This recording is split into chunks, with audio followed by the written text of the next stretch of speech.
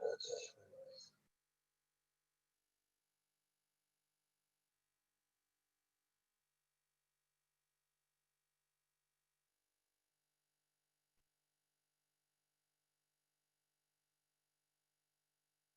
nice. All right, thanks so much, guys. Hello, everyone. Welcome to AMA number 38. Introducing, it's just Art and I today, so introducing Art Brock, co-founder of Holo and Holochain. And then you've got me, David Atkinson, commercial director of Holo and Holochain. So a few thank yous and announcements before we get into the questions. So firstly, thank you for everyone who's joining the live stream today. We had a great turnout for the last AMA. I think we've been sharing updates every 2 to 3 days on Telegram, Twitter, Holochain, and Holo forums. And we also have a series of regular or more frequent calls, whether that's with hot holders, community developers, community members, organizers.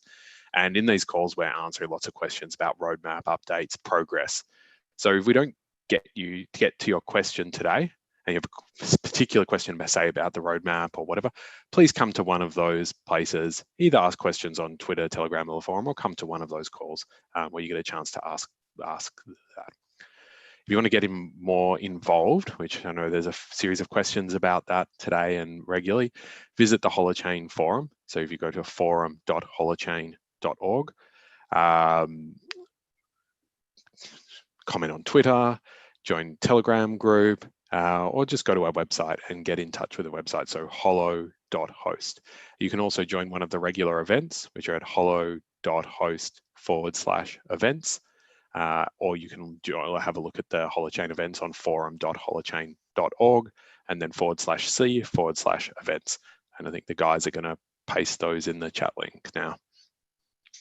I know everyone wants to get a sense of where we are, and when we're sharing the regular updates, it can be hard to build a picture of exactly where we're at in terms of progress. So firstly, the release team is making amazing progress towards this coming release. We believe we have one remaining blocking issue. We know we've said that a few times over the last couple of months. And so it's possible that as we resolve this blocking issue, we may create a series of other issues or a new blocking issue.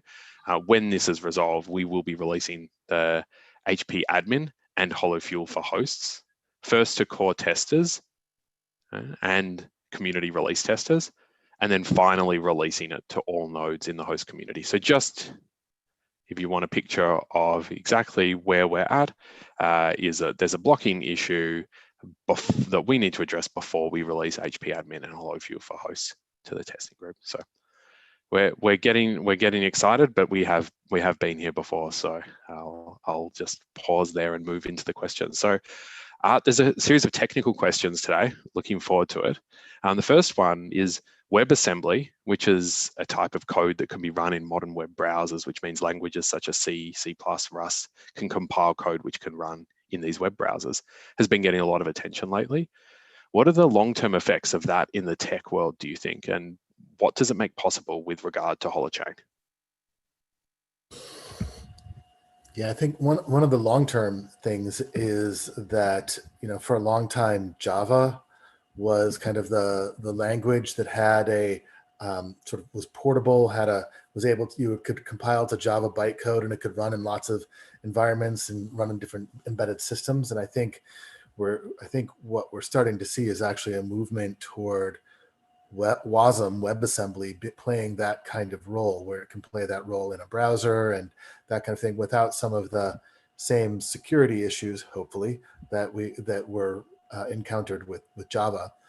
And one of the big reasons that we switched from Go to Rust was that we actually wanted to have a really high-speed execution environment for the Holochain DNA, the Holochain apps. And we saw WASM as being able to provide that, and being able to run in browsers, and being able to compile to or execute in different environments, be portable, and hopefully even be able to move to things like mobile phones and tablets and that type of thing. And it's able to basically provide near native compiled code speeds running in a safe sandbox space. And so we made the choice at the time to like sort of skate to where the puck was going, is the, you know, the way it's talked about in the hockey analogy, but, you know, like to try to get ahead of that curve and go to where the industry was going. And it really does seem to have continued going that way. So we got a good head start on that. And it's been a little tricky though, because it was a kind of immature environment. There weren't a lot of tools available for diagnostics and debugging and that kind of stuff. And a lot of the time it was like, you write your Holochain app, it compiles to WebAssembly, and now you have this black box that you can't see what's happening inside of it. It just crashes when it doesn't work, and you don't get useful errors back, and it was hard to debug. And anyway, the tools are getting more mature, and we're able to provide a little bit more help around some of the debugging and troubleshooting now, and we're getting a little bit more help around that as well from the tools that have been emerging in the ecosystem. But one of the things is that the first way that we implemented WebAssembly using Holochain was using the kind of the main tool that was available or mature enough at the time, which is called WASM, which is a WebAssembly interpreter, a WASM interpreter. And now there have been a lot of other implementations for WebAssembly, and specifically we have been working with one called Wasmer, which runs many times faster. When I say many times, I mean on the order of magnitude between 100 or 1,000 times faster for the Holochain apps. We haven't done all of the benchmarking on that, but we have been working actually on a new version, new release, a coming release of Holochain that switches the WebAssembly engine from WASM to Wasmer.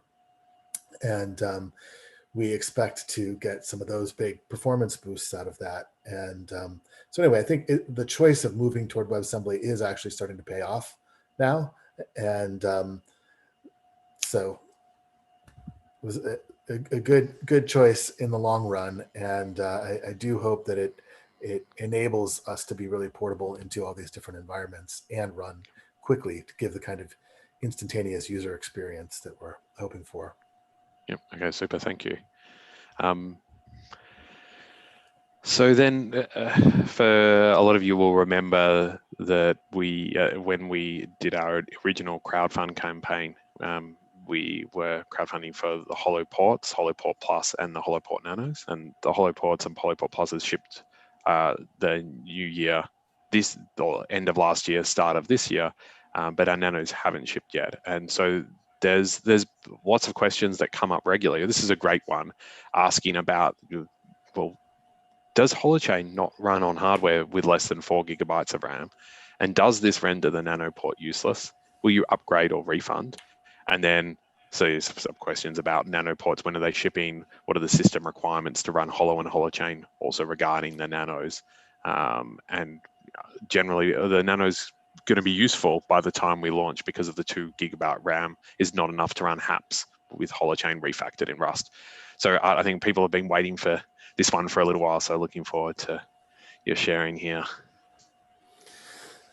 Yeah, actually, the answer is a little bit related to the answer to the last question about WebAssembly, in that the version that we're talking about there, where we're testing Wasmer as the WebAssembly engine, we've also been able to significantly reduce the memory footprint. And a big part of the memory footprint is also WebAssembly and the people's apps compiled to WebAssembly and running in WebAssembly. But we have refined our interface with WebAssembly a lot more now, that as we've been working with Wasmer. And the point is, we've also reduced the memory footprint. That current version that is in progress, so it's still a work in progress, not ready for release, but currently compiles to about 15 megabytes. That's very small portion of 2 gigabytes, right? And it uses a lot less memory for state management. We haven't been able to put it under really heavy test loads yet to be able to see like for a very active hosting machine, what kind of memory footprint, what the memory footprint is going to be exactly. So we haven't been able to benchmark that yet, but we do expect that this is the version that actually makes it feasible to run Holochain on nanos and very small cloud hosted images, like 2 gig RAM type of space. Okay, great. Thanks, Art. So moving on, we've got a question here of someone trying to wrap their head around the anchors library. They've read the README, but not sure they understand where or how the anchors library should be used. Could you expand on that a little bit, please?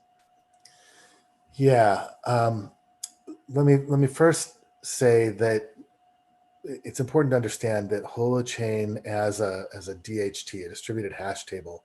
So the shared ledger space in Holochain is a DHT. It's a distributed hash table, which means you can look up data by its key, by its hash, right? And the problem with that is there's not really other good ways to look things up in a hash table. You need to be able to have the hash. And so if you don't know the hash of what you're looking up, there has to be ways of finding these things. And so Holochain has made it, has created a kind of linking hash table environment where you can attach as metadata to links, to existing data, to entries in the hash table. You can attach links that point to other things. And that lets you find a link that points to something, right? That gives you the hash of what it is that you actually need to return. Anchors play a core role in this in terms of a strategy. There's no reason you have to use anchors, but anchors are kind of like so central that we're looking at potentially pulling it into the Holochain HDK because almost every app probably should be using at least a few anchors. And what anchors are for, the core purpose of anchors, is to assist you in finding data by having predictable or discoverable bases that you can attach the links to, or that you can rather get the links from. The links have been attached to. So what I mean by that is, suppose you have a wiki and you have like a page title, for Denver, Colorado, or something like that, right? You can build an anchor that says that the anchor type is a wiki page and the anchor text is Denver, Colorado. And because you know what you're looking for a wiki page called Denver, Colorado, you can just take that structure and hash it, run it through the hashing algorithm to actually find the element on Holochain that the links are attached to for all the page contents for that wiki page. So you can load all of the contents of that page. Again, I want to go back to the question. The question is basically, what is the anchors library? How does it work? Trying to wrap your head around, the anchors library is basically doing that which you wouldn't necessarily need a library for if it was only that thing, but we've added a few features to the anchors concept so that you can actually have like a browsable kind of almost directory system of these anchors, so that the way an anchor is structured is it has this anchor type and anchor text, right? And if you were creating this example I was saying of a web page, Denver, Colorado, right? When the first person created that anchor for Denver, Colorado, it would check to see whether there's a root anchor for the anchor types called wiki pages, right? And then it would check to see whether there was a root anchor created for anchor types. And then you end up getting this sort of tree structure where you can grab from the root anchor, you can see what anchor types exist. There's usernames and web pages or wiki pages or hashtags or whatever different things come off of that. And then you can go to, say, the wiki pages and look at what wiki pages come off of that. And you basically can use that as a tool to get like a directory of pages, right? So we've taken this concept of being able to have predictable content that you can find links from, find links to the things you're looking for. And we've turned that into a little bit of a browsable discovery space so that you can find data that's out in this DHT. Because the challenge of finding data on a DHT is it's spread across thousands of machines. There's no real way that you can just like crawl around and look for data.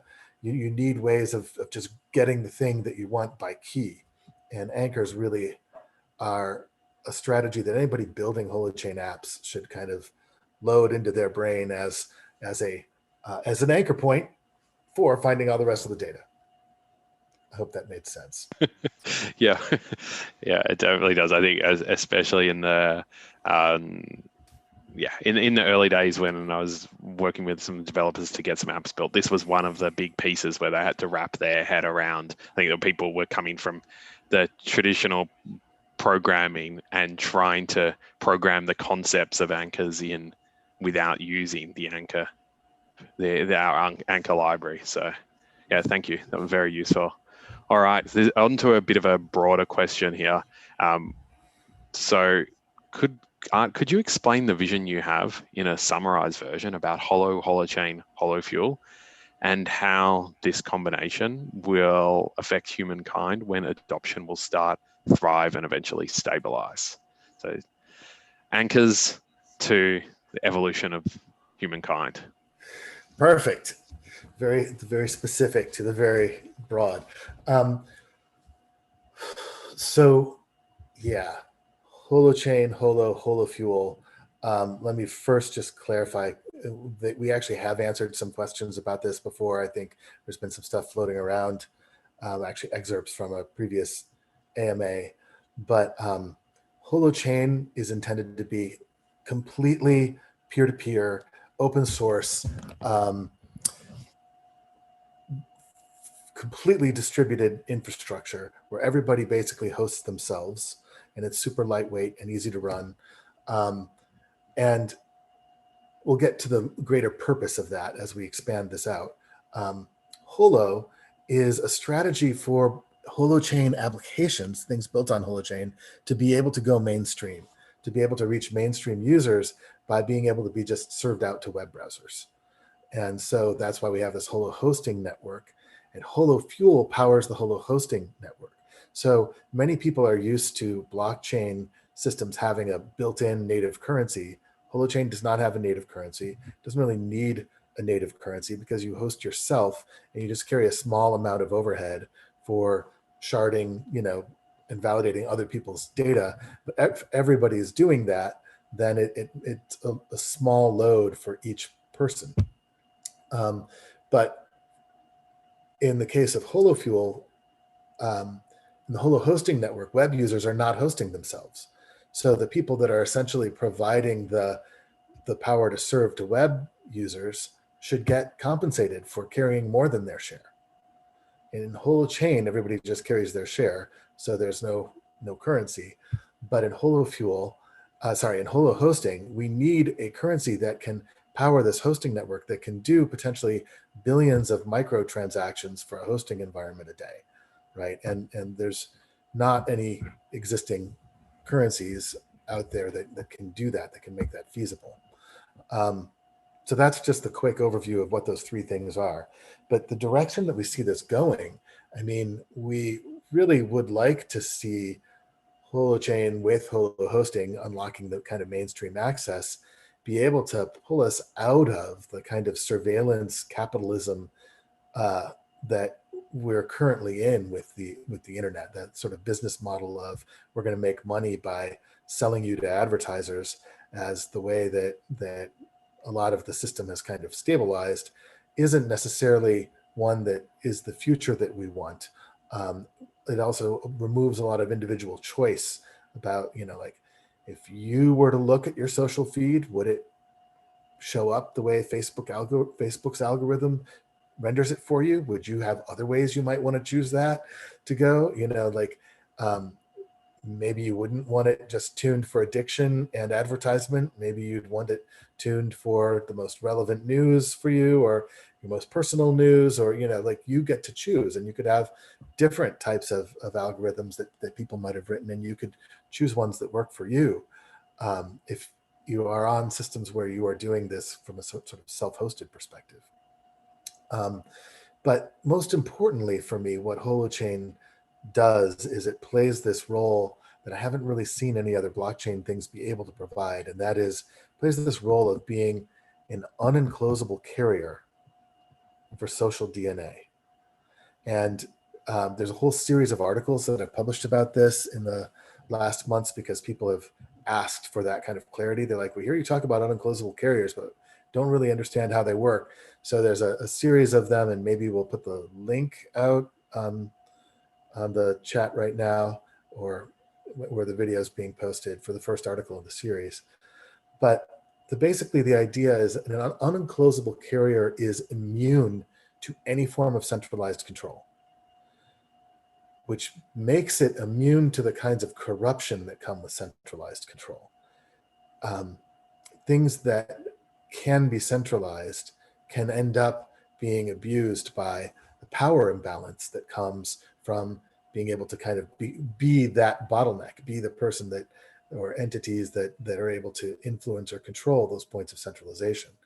And people may not really think about it this way, but like if you think about, like PayPal advertises itself as peer-to-peer transactions. All you need is an email address, right? Well, but it's not exactly peer-to-peer. It really goes through like a dozen layers of centralized things. Like even an email address, most people don't run their own email servers, so they have to get an email address from someone. You do the transactions through PayPal's website. You're using centrally controlled currency. You have to connect to the internet through a semi-monopoly of internet providers just to get an IP address to interact with anybody, because people don't get their own IP addresses. Like there's just all of these layers, domain names, email addresses, all these things where there are actually points of centralized control that take it out of our ability to actually just, as a peer, interact with another peer. You and me, David, just interact as you and me, without all these other layers of centralized control that we don't get to choose, right? And so the thing, that's the unenclosable carrier part. And if for a carrier to be unenclosable, it should be like if you have a group of people gathered together, speaking is functioning on the unenclosable carrier of air, right? Like in that the sound waves travel, and if you don't like what I'm saying, you can't grab them out of the air and stop them from reaching somebody's ears. But if I write them down in a email, and that email goes through an email server that you control, you can filter that out and send it to the trash, right? You can call it spam, or you could surveil it, you can control it, you can charge me to deliver it. There's a lot of different things that you could do. And so that's the unenclosable carrier aspect. The other part is social DNA, is that I look at our organizations, institutions, corporations, governments as actually being kinds of living organisms, where humans function as the cells in the body of that organism, just like we have cells in our body.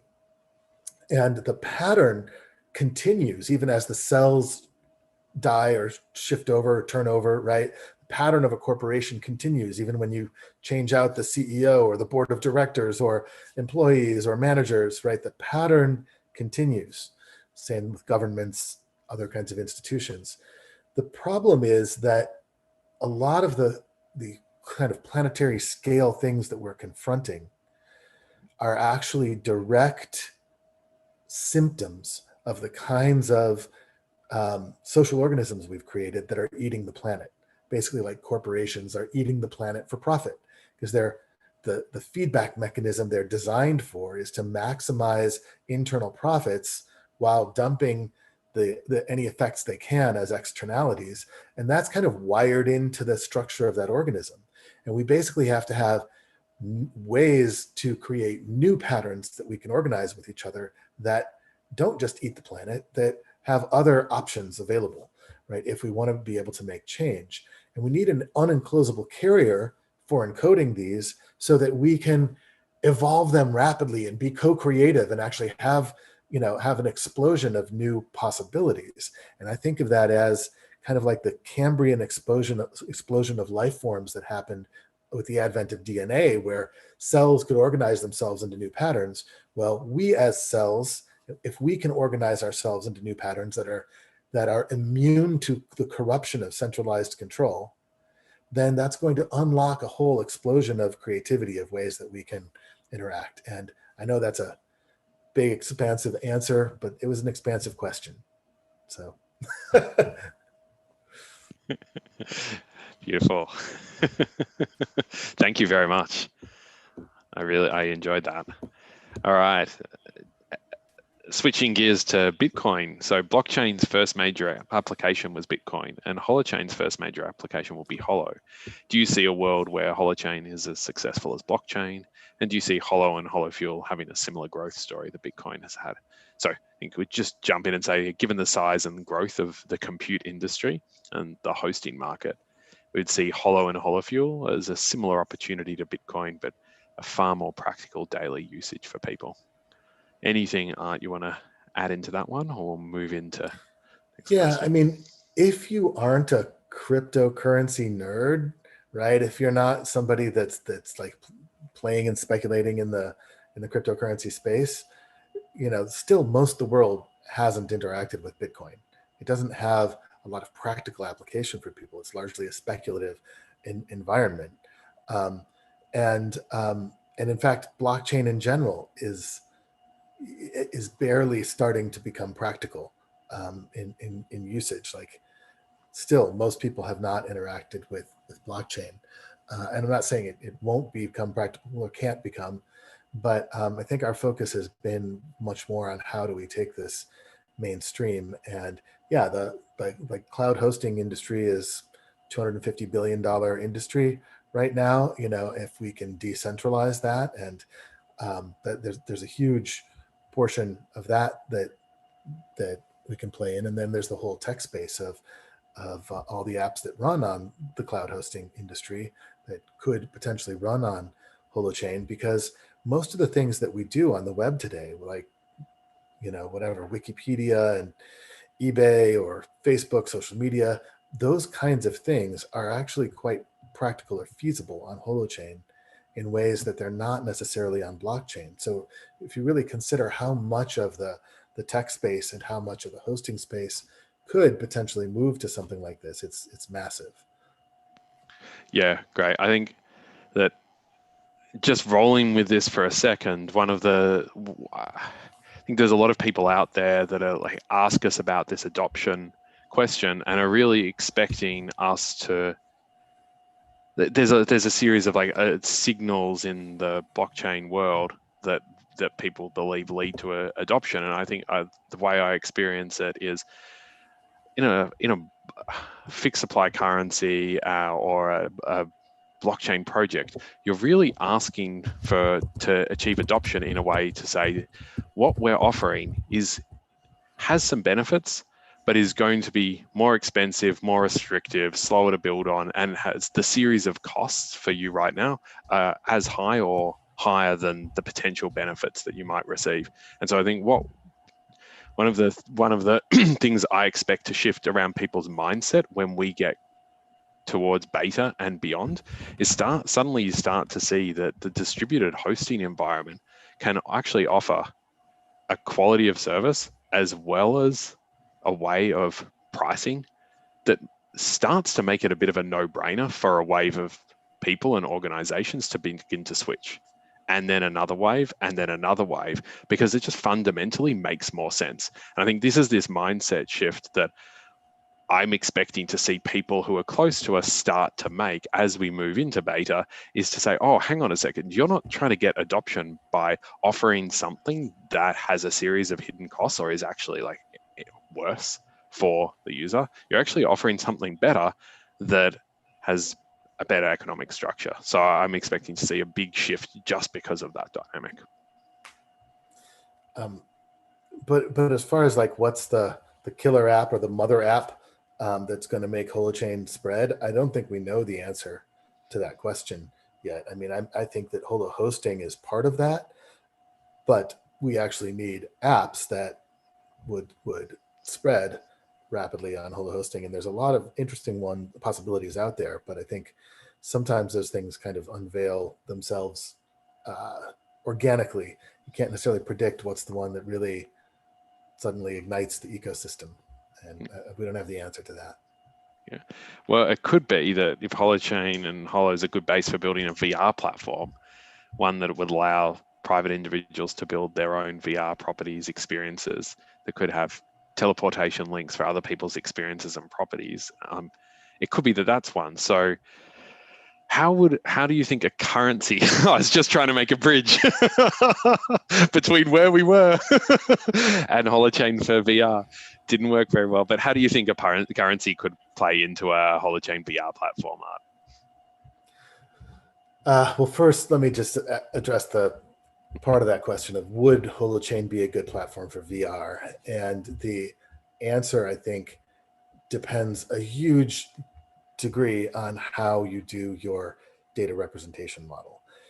Holochain is not a good platform for like live video streaming or like live high volume, real time, like first person shooter type of streaming.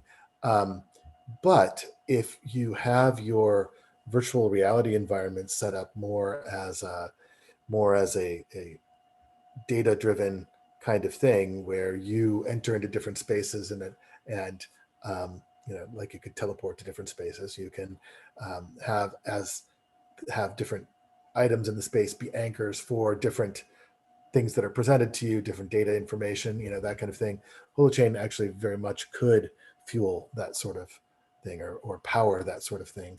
And with WASM, being able to compile things like, Unity gaming environments and stuff like that. Philip has actually already been playing with Unity and some VR type things where the back end data is being powered by Holochain and the front end is a VR kind of environment. And there's also a group in Australia that's been experimenting with Holochain and VR, and I think we're talking about med events. They're looking at being able to do events and things like that way, virtual concert venues and stuff like that. But also they're looking at applying VR to disaster recovery, right? Like where you could take photos of things in the environment, walk through a space, be able to see what it was like, what it is like, sort of change modes, be able to see improvements that are happening, what things are being addressed, but laid out in a geographical, the data actually structured and laid out in a geographical kind of format of the space that, was struck by the hurricane or whatever the kind of disaster it was. They've been looking at how Holochain could power things like that. Now, as far as how the currency plays into that, first of all, HoloFuel is designed to be a hosting currency to power the Holo hosting network. Holochain, it is a Holochain app built on top of Holochain. Holochain doesn't have a built-in currency. If you needed to have an app built into your VR platform to cover hosting of data or storage of data or incentive for participation or powering the bill, powering servers. I mean, one possibility is you don't need a currency at all if the people host themselves on a Holochain sort of context. But if you want to have this be hosted, then you probably need some kind of revenue model. And you're going to have to design a currency appropriate to that revenue model. I'm a currency design geek, so I would be totally game to explore that conversation, but I feel like that involves a whole vocabulary and set of assumptions that it's not easy to jump into in one AMA question. So that feels like it opens a whole different can of worms. Perfect. Okay. Well, let's get on to Holochain apps on mobile devices then. So there's some confusion around this. Will Holo be able to run on phones or just individual Holochain apps? So Holo, there's even ambiguity in that statement. Holo hosts, like Holo as a hosting environment, should probably not be run on phones. I say that because you wouldn't want to host from a perspective of bandwidth and processing power, battery usage, that type of thing on a phone. You would just be, you're running your battery down. If you want your phone battery to only last a few hours, and and you have unlimited data plans, or maybe you're on local Wi-Fi or whatever. I mean, it's not that it wouldn't be possible to do that. It's just not very practical. So we're not at all trying to make Holo hosting run on phones. However, Holochain apps can run on phones, and Holo is a strategy for being able to enable these Holochain apps to run on phones in early stages. There are some significant barriers, like we were just talking about, the battery usage and gossip traffic and that kind of thing of being a Holochain node on a phone. And in particular, phones, to preserve battery life, they have supervisors that are optimized to like shut down busy programs that are using battery life and network if you are not interacting with them, right? And so you have to then go make a call in through their proprietary messaging system to like wake it up again, to if you have to synchronize data, that sort of thing. So there's a bunch of barriers for it to work easily on phones. So we have a phased approach. And the first phase is that if you want to access a Holochain app from your phone, you're interacting with it as a hosted app on a Holo host. So it's like, you could make like an HTML5 style mobile app. But the point is, you're really dealing with it like it's a website, and that's running on various Holo hosts. The next phase of our strategy for Holochain apps on phones is to have a light client. This is part of where the WASM story that we started with comes in, where we can compile a big chunk of the Holochain code base into WebAssembly and run that locally. So you have local data storage, local database, and local functionality on the phone. But the light client is still talking to a counterpart that's on the network, either like a little cloud instance or a Holo host or something that is doing all of the gossiping and coordination with other peers, and you just synchronize with that counterpart. So it's kind of like Holochain every peer is a client and a server. What we do with this is we break it out, sort of the client server aspects of Holochain, so that the client can run on the phone and the server can actually be on the network where all the traffic is, so you don't have to have all that going over your phone's data plan. And then finally, the next stage beyond that would be to have full Holochain apps as on phones running as nodes, but we have to actually address some of those barriers that make it harder to do that, because phones are currently not optimized for that. But one of the barriers that I'm not sure we can address at all is making like one unified one, like having a Holochain app that functions and using the Holochain app store to install whatever apps you want, because that's actually a breach of the license agreements. Like the iStore doesn't let you install an app that installs other apps, right? So there are some impediments that make mobile challenging, but we certainly see that that's the direction that internet usage is going, and want to make sure Holochain is a strong player in that space. Great. All right, so in Holo, transactions between hosts and app providers will involve multiple steps, and the Holo organization will take less than or equal to 1% of the fees. Many other similar transactions will be happening simultaneously and asynchronously between many other hosts and app providers as well. How does the Holo organization monitor all these hosting transactions going on in an agent-centric manner, sort of inserting itself in each of the transactions and ensuring it gets part of the fees? It seems that Holo, the organization, would need to monitor both Holo and the HoloFuel networks for this. This doesn't sound easy. Can you please advise? Yeah, it's interesting. A lot of people, first of all, it's a really great question because a lot of people assume, because of the way blockchain works, that for us to take a transaction fee, we have to be party to every transaction, for example. And a lot of people assume that you are monitoring everything, or even that you can monitor everything. Like if you think about like Etherscan on the Ethereum network as a way to just as a window into every transaction that is in progress and that kind of thing. That mindset is so strong that it's hard for people to imagine other ways that this can function and still have complete security and data integrity. However, HoloFuel and Holochain function in a completely different way, right? So we don't have any global state in Holochain. There's no one node that has the state of everything that's happening. It is completely sharded in a peer-to-peer environment, and the DHT overall lets you have global visibility into state. But again, as we talked about with the anchors conversation, you have to know what you're looking for to go look for it. You can't just monitor every state change. We don't have to monitor every state change to be able to do this. So it requires kind of a inversion of your thinking to realize that. So the HoloFuel application is written in a way that everybody polices each other. Everybody has one set of rules. And if I'm about to do a transaction with you, David, I audit your chain.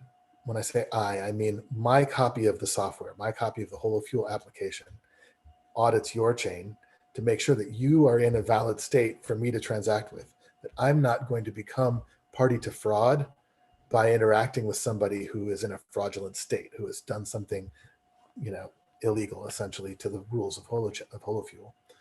And your copy of the app audits my state for the exact same reason, right? And then we produce a transaction that's written to each of our local chains. And we can produce that transaction even technically, we could produce that transaction even offline, like QR code pictures from each other's phones to swap the data, right? And we could be completely offline theoretically. We're not optimizing HoloFuel to operate offline. HoloFuel is optimized to be a hosting protocol and system to to fuel a hosting system, and hosts are online most of the time. So we're not optimizing HoloFuel to operate offline. Holochain-based currencies could do that though. And because we have the authority, I have the authority to sign a transaction to my chain. You have the authority to sign a transaction to your chain. And we are countersigning the exact same transaction. I'm giving you my header as my signature, you're giving me your header. And that way we have the proof of agreement from the other party, and we've each changed our local state, because my chain, the history of transactions in my chain shows you my HoloFuel balance. You just fast forward through that history, that tells you my HoloFuel balance. You don't have to go anywhere else to look for that. So all of that being said, you can write the software such that a percentage is taken off for transaction fees, and it accrues until it reaches a particular threshold. And once I've reached that threshold of transaction fees owed, I have to pay a transaction fee, or nobody else will do the next interaction with me, because that transaction would not validate when it gets published to the DHT. It would be marked as invalid because I wasn't paying my transaction fees, right? And then you would be party to an invalid transaction, which would have you get flagged as cheating, even though it was me not paying the transaction fee. So you can't interact with me. You can't transact with me until I've paid my fees. Once I've reached the threshold, the next transaction has to be a transaction fee payment. Otherwise, you're entering into a fraudulent transaction that won't pass the validation rules, right? So in other words, this is all done through the validation rules, and everybody is mutually validating each other. And the network, when you publish to the DHT, you have randomization of who is validating other people's transactions, and that actually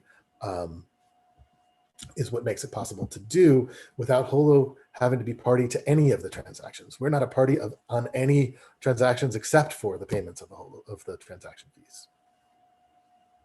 Okay, great. I've got a build question, but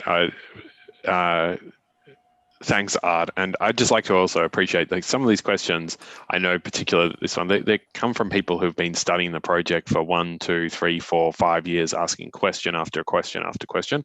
I'd just like to also send appreciation for everybody who's been doing that, because it helps us also, well, one, build coherence, being able to communicate more clearly, and it also helps us to test things that test ideas, I guess sometimes challenge assumptions. It really just deepens our thinking and deepens the thinking of community as well, building applications. So really, really appreciate the depth, the time and effort of people's investigation and inquiry to get to some of the place where they're asking some of these questions.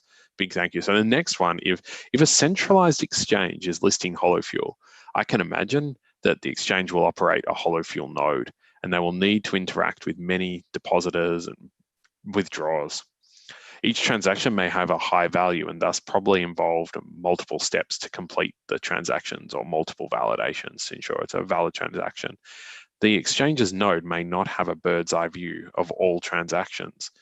So crawling the DHT to verify transactions validity may increase latency. And would this all be done manually?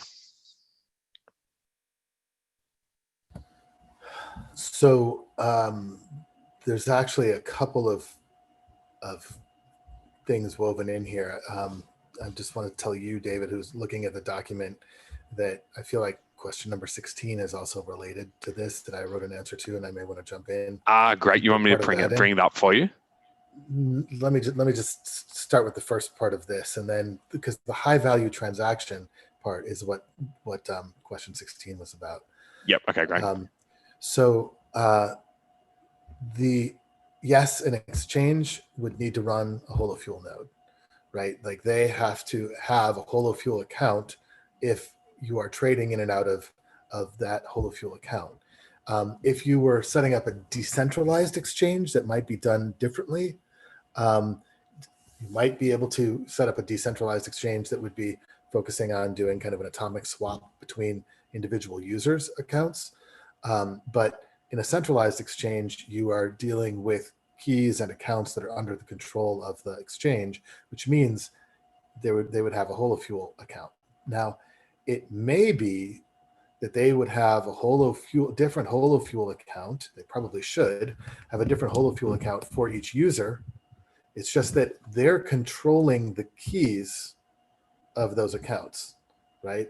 And so you don't have, it's just like I have a Coinbase, I have an Ethereum wallet on Coinbase, right? That they control the keys to, but it's earmarked as mine. Like, when I log in, that's the one I'm interacting with, or, and actually they even will change up the keys now and again, but they're always keys that are under their control, and they associate whatever keys they're using with my login, with my user account, right? A centralized exchange would do something similar, I imagine, so that I would have a HoloFuel account that they control the keys to, that I'm logging in to access, right?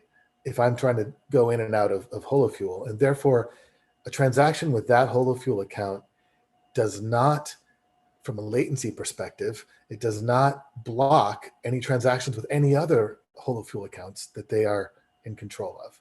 This is the whole weird thing that people sometimes don't get about HoloFuel in terms of transactions per second, is there are literally no bottlenecks at all in the Holochain architecture. One transaction is not holding up anybody else's transaction. It is holding up my next transaction, right? If I am in the middle of finalizing a transaction and I am validating it or something like that, I can't commit another transaction while I'm in the middle of this one transaction. I have to finish this transaction first. But that's only blocking me and the counterparty that I'm in that transaction in for a moment. That's just 2 out of thousands or millions of chains out there, source chains that are blocked, right? And so technically, in terms of transactions per second, HoloFuel could do as many simultaneous transactions as there are users divided by 2. If somehow they all were paired up in that moment doing a transaction, which is never going to happen, right? You're never going to have everybody transacting at the exact same time. But that's simultaneous, not per second. I'm talking about simultaneous. All of those can complete simultaneously. None of them are blocking each other. All right, so the delay, the latency thing that you're talking about, I believe, is in response to the thing that we talk about a Finney attack, about having a high value transaction that has low validation preceding it, and therefore you put some latency in completing the transaction. HoloFuel is not structured for that. HoloFuel is not structured to perform high value transactions. It's optimized to be a micro transaction currency, and that's where question 16 comes in, which has to do with, people have heard that there may be a size limit to the type of the size of a transaction in Holochain, in HoloFuel. And so how could they do something like, pay their rent or whatever if there's a size limit around $10 or something along those lines? It's not actually in dollars, it's in HoloFuel. So how could you pay your rent? Well, the answer is there's going to end up being UIs and such that would enable you to say, okay, I want to make this $1,000, this $2,500 payment, and it would break that up into a whole series of subpayments and process them as subpayments. And the reason that we would do that in HoloFuel is that, again, because it's optimized to be a transaction for microcurrencies, the validation load on each transaction has to be low in terms of the amount of compute power. And so it makes it that it would be theoretically possible for somebody to do a kind of pre-computed partition attack if they could control these different neighborhoods for the headers of each of the parties, and so if you could control like 60 nodes, which would be hard to do in HoloFuel because of the KYC stuff, but you might be able to kind of fake one transaction for a minute, for some period of time before getting caught. You might be able to get one person to do a transaction with you on top of a fraudulent transaction or something. But that would cost you thousands of dollars in compute power to pull off. So it's not feasible to spend thousands of dollars in compute power to do a $10 transaction. But if we allow $1 million transactions, it becomes worthwhile for somebody to do these kinds of hacks. But if we break those transactions into small ones that distribute the validation load over more of the network, then you would end up having to control essentially the whole network in order to be able to pull off something like this. And especially, again, also given the minimal KYC requirements involved with HoloFuel, that would be impossible. So I hope that answers the question. It would mean a high value transaction on an exchange would be broken into small ones. And if I was in the middle of completing those small ones, it would be holding me up for doing my next transaction, but it wouldn't be holding anybody else up. Okay, great. Thank you, Art. A couple more before we wrap up here.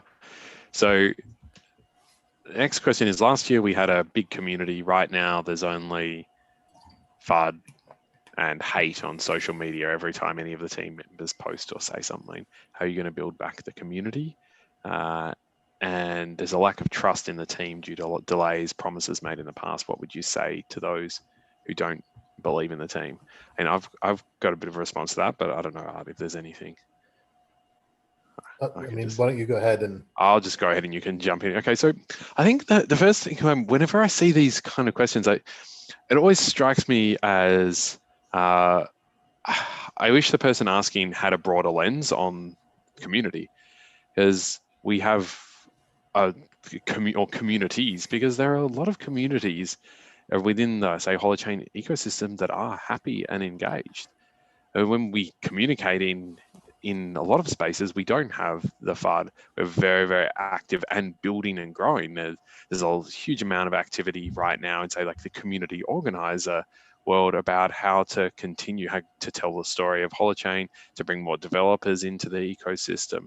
it's etc. So I think there's this first lens of just narrowing our focus down onto one or two channels and listening to the voices on those channels. It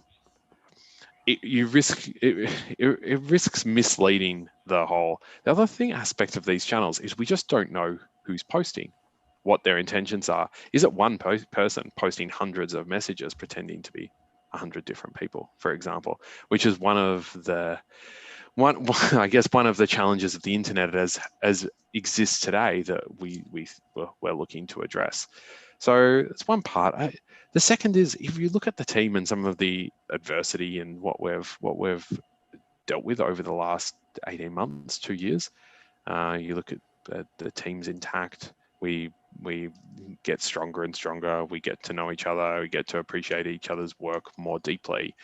We just build back by doing exactly what we're doing right now, which is making sure we don't create commitments that we can't meet, communicating clearly, regularly on progress, and staying committed to delivering what we have publicly stated for a long time that we're going to deliver in the best possible way, and having the impact that Art talked about earlier, bringing about this evolution in humankind. And we do that by just taking step by step and communicating clearly and openly as we have been. And I think finally, it's just, the whole thing seems like a bit of a meta question. It doesn't, if you don't want to believe, you don't believe. For those who do, let's just look at the progress. Interact with the team, ask questions, build your sensing however you'd like to build your sensing, and think and come along for the ride if you're interested. Yeah, I would add, I think I certainly understand people who are frustrated from delays and broken promises, and had high hopes, and haven't gotten to see some of those things come to fruition. And I don't know that there's anybody more frustrated than me or people on our team who have been trying to get these things out there. So understand that frustration. It seems that the people who basically spread the FUD, and again, we don't know if some of that is actually organized counter campaigning from other projects or something, but even if that's not the case, certainly understandable for people who only got involved from kind of speculative investment perspective. If they just bought some Holo token, bought some hot, when it was at a higher price, and now it's a lower price, and they love to hate you when the prices are down, and they love to love you when the prices are up. And I don't really think of that as a very useful barometer of anything real about the project.